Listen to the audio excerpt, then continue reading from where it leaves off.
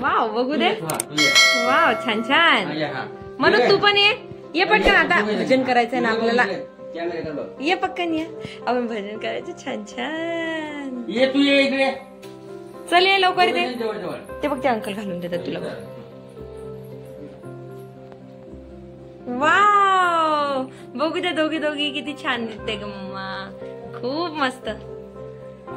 आता भजन करणार ना? कसं करणार भजन?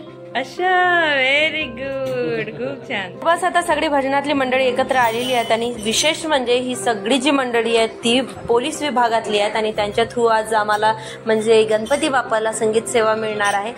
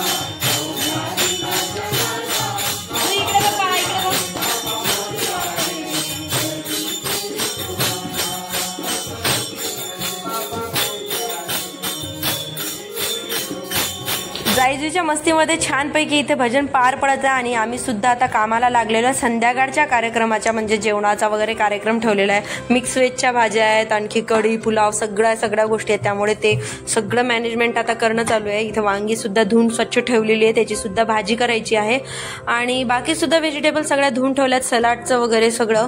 आणि बस आता एक कापणं वगैरे चालू आहे. जे की प्रायमरी तयारी आहेत त्या सगळ्या आम्ही करून ठेवलेल्या आहेत. नंतर स्वयंपाक करायला त्या ताई वगैरे येणार आहेत थोडंसं मदत करायला. तसे सुद्धा आम्हाला मदतीला खूप जण भेटले आणि जायजू इथं स्वतःचं तोंड सुद्धा चालवत आहे हाताबरोबर.